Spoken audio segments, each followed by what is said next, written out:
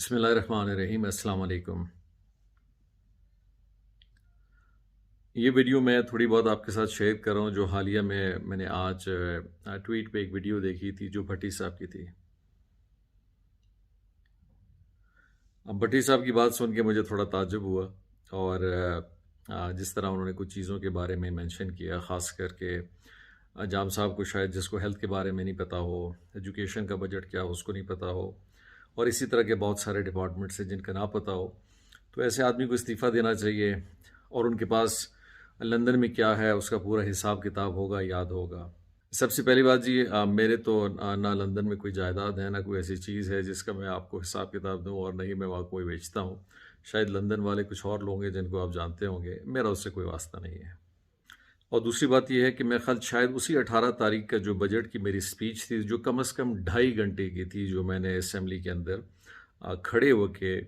न सिर्फ हेल्थ के बारे में दी, एजुकेशन के बारे में दी, हायर एजुकेशन के बारे में दी, आईटी के बारे में दी, फाइनेंस के बारे में दी, इंडस्ट्री के बारे में दी, माइंस के बारे में दी, सोशल वेलफेयर के बारे में दी, गवर्नमेंट के प्लान्स के बारे में दी, फेडरल गवर्नमेंट के प्रोजेक्ट्स के बारे में दी, 3 साल की हमारी कारकर्दगी, जो 3 साल में हमने किन किन सेक्टर में कितना काम किया, ना सिर्फ उसके बारे में दी, आने वाले साल में हर सेक्टर का development, non development, futuristic scheme, mid term, lower term, long term, उन सब चीज़ों की इन 2.5 घंटे में अपनी पूरी कोशिश करके, हालांकि ये स्पीच में तकरीबन 4 घंटे तक भी ले जा सकता था, ये मैंने उस दिन दी, जो शायद आपने देखी होगी, या उसकी एक छोटा सा ग्लिम्प्स मैंने एक वीडियो आपके साथ शेयर की थी जो कम से कम 6 मिनट की थी, वो आपने ज़रूर देखी होगी। और अगर किसी चीफ मिनिस्टर को मेरा ख्याल 2.5 घंटे तकरीर करना इतना आसान नहीं है कि उसको अगर अपने पूरे बजट के बारे में मालूम ना हो, उसको हर हर एक चीज़ के डिटेल्स के बारे में पता ना हो,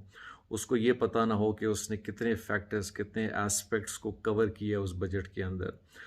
तो उस हवाले से इन 2.5 घंटों में 37 उन डिपार्टमेंट्स का मैंने जिक्र किया है जिनके अंदर पिछले 3 सालों में हमने काम किया है, और उन 37 डिपार्टमेंट का फिर जिक्र किया है जिनका इस बजट में हमने सेक्टोरल वाइज क्या क्या उनके अंदर बजट रखा है, उनकी अमाउंट्स क्या रखी हैं और उसकी स्ट्रैटेजी क्या रखी है। सो अगर आप चाहेंगे तो वो मैं 2.5 घंटे की पूरी क्लिप भी आपके लिए भिजवा सकता हूँ।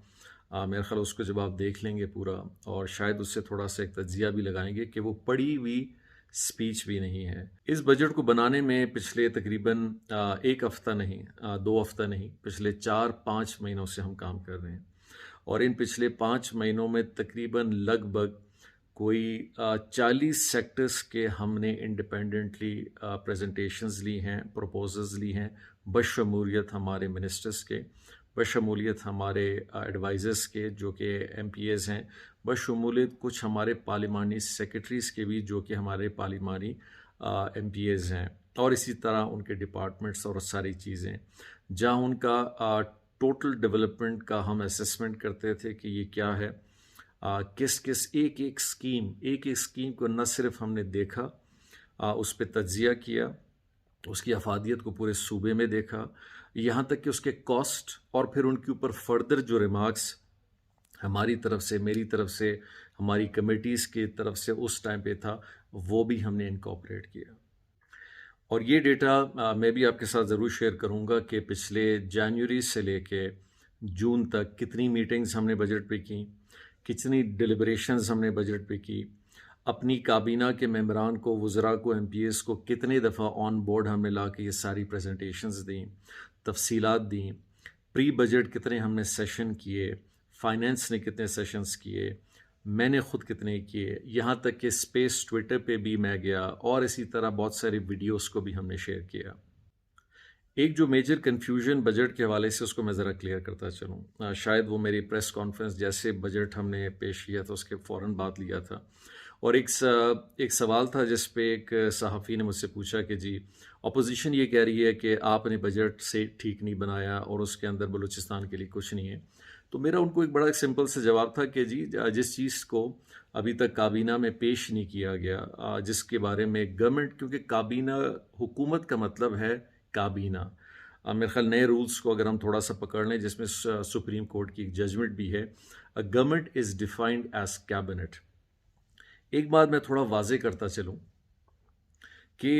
इंडिपेंडेंटली हर आदमी जानता है कि उसके डिपार्टमेंट में क्या हो रहा है, उसका बजट क्या बनने जा रहा है, उसके बजट में क्या प्रपोजल्स हैं, उसमें डेवलपमेंट की क्या प्रपोजल्स हैं, उसके अंदर जॉब्स और एसएनई की क्या तफसीलात हैं, किस किस सेक्टर्स में, रिपेयर्स में, न्यू इनिशिएटिव्स में, परचेजेस में और बाकी चीज़ों में नॉन डेवलपमेंट में क्या रखा जा रहा है, कंटीजेंसी साइड के अंदर किन किन कंपोनेंट्स को इनकॉपरेट किया जा रहा है, ऑन गोइंग उनके प्रोजेक्ट्स क्या हैं, उनके अगेंस्ट एलोकेशंस क्या रखी जा रही हैं, उन एलोकेशंस को 2 साल 3 साल 4 साल के लिए किस तरह प्लान किया जा रहा है,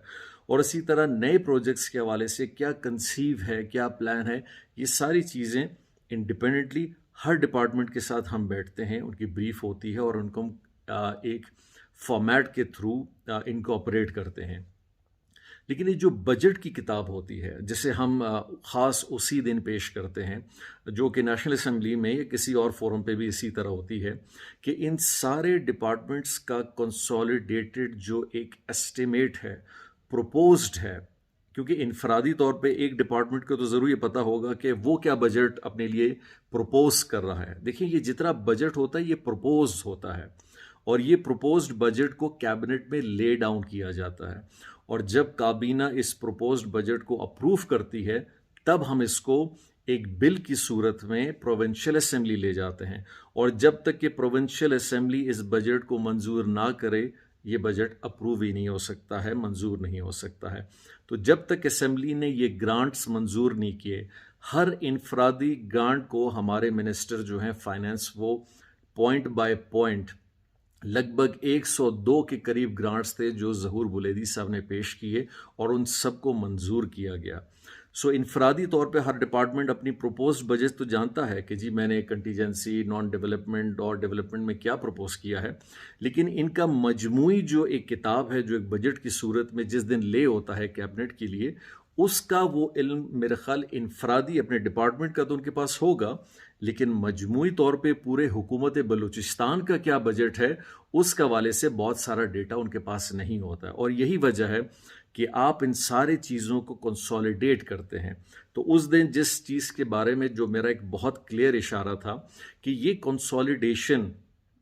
जब इनफरादी as a minister, as a government से मुराद कैबिनेट और डिपार्टमेंट के सब लोगों को भी पता नहीं होता। यस, अपना ज़रूर पता होगा लेकिन बाकी किसी डिपार्टमेंट का नहीं होगा, लेकिन सबकी मालूमात उस दिन एक बजट के बुक की सूरत में वहाँ ले डाउन होती हैं, जिसमें डेवलपमेंट की भी ले डाउन होती हैं, जिसमें नॉन डेवलपमेंट की भी होती हैं, और वहाँ फिर आप मजमूई तौर पे सारी चीज़ों को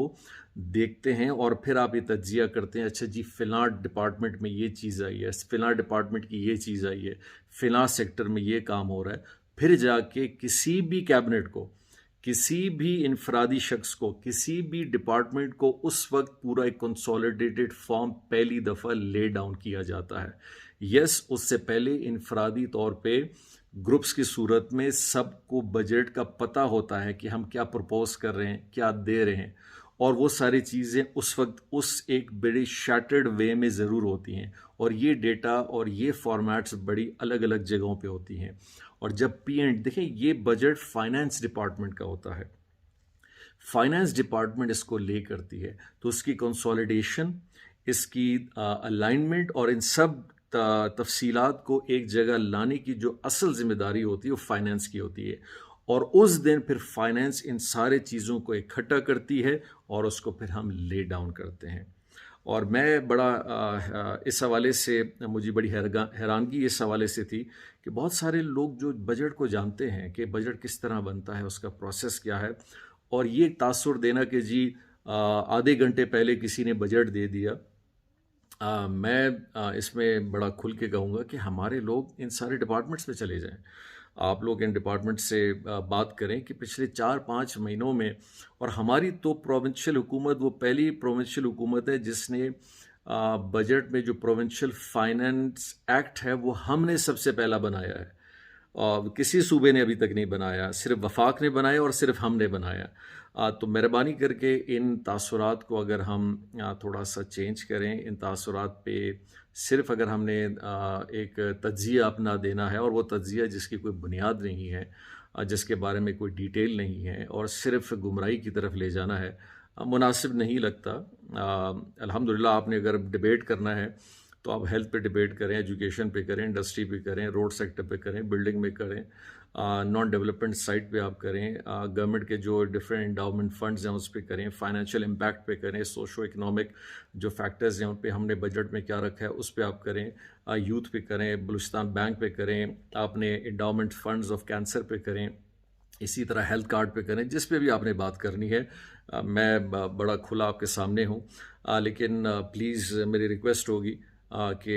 अगर किसी बात पे अगर आपके दिल में कोई रंज है किसी भी एक इशू के हवाले से, उसका हरगिज़ ये मकसद नहीं है कि आप उसको एक गवर्नमेंट के लिए एक बदनामी का बाइस बनाएं और सिर्फ ये पॉइंट स्कोरिंग करें कि जी एक हुकूमत को इसलिए इस्तीफ़ा देना चाहिए क्योंकि मेरे नज़रिए में उन्होंने एक सवाल का जवाब जो है ना इस तरह दिया तो एक हुकूमत का हक़ नहीं बनता है और इस तरह के लोग मुसल्लत होते हैं। अल्हम्दुलिल्लाह हुकूमत बलूचिस्तान अपना काम भी जानती है, अपना काम कर भी रही है और ये सारा डेटा मैं आपके साथ शेयर भी करता रहता हूँ। पिछले 3 सालों में हमने क्या किया है, हर सेक्टर में हमने क्या काम किया है और आने वाले 1 साल में भी हम इस बजट में क्या काम कर रहे हैं। सो मैं उम्मीद करूँगा कि ये चीज़ें थोड़ी बहुत क्लैरिफिकेशंस लाएंगी और इस बात पे हम बेहतर चीज़ों की तरफ, पॉजिटिविटी की तरफ बातों को डिस्कस करें, वो ज़्यादा अच्छा है। आप मुझसे ये पूछें बजट में है क्या? जाम साहब आपने बजट में क्या रखा है? क्योंकि हमारी मालूमात के मुताबिक शायद आपको पता नहीं है। आपने तो जैसे कि आप कह रहे हैं कि बजट इस तरह बनाया गया है, तो उस पे आप मुझसे बात करें। मैं आपको अगर काहिल ना करूं और मैं आपको तफसीलात ना दूं और सारी डिटेल्स ना बताऊं, फिर आप बजानिब हैं ये इस बात को कहने पे कि जी इनको बजट का पता नहीं है। लेकिन एक बड़े छोटे से स्टेटमेंट के ऊपर एक बहुत बड़ी न्यूज़ बनाना थोड़ी नामुनासिब थी। तो मैं चाह रहा था इस पे डेफिनेटली बहुत सारे लोग मुतमईन नहीं होंगे, बहुत सारे लोग अभी भी अपनी कोई ना कोई स्टोरी इस पे डेवलप करना चाहेंगे और मैं कोशिश करूँगा इसी तरह बार बार आता रहूँ और टीवी के चैनल्स और इसके तहत और इन चीज़ों को क्लैरिफाई करता रहूँ, क्योंकि हमारे यहाँ एक बड़ी अजीब सी चीज़ बन गई है कि जब तक आप चीज़ों को क्लैरिफाई ना करें तो लोग इस पे जो भी स्टोरी बनाते हैं बाकी लोग उसको बिलीव करना भी शुरू कर देते हैं। लेकिन मैंने देखा भी हालिया में हमारे कुछ सीनियर तज्जिया निगार थे और जब उनसे लॉजिकल आपने बात की तो उन्होंने समझ गए और उन्हें बात एक्सेप्ट भी कर ली।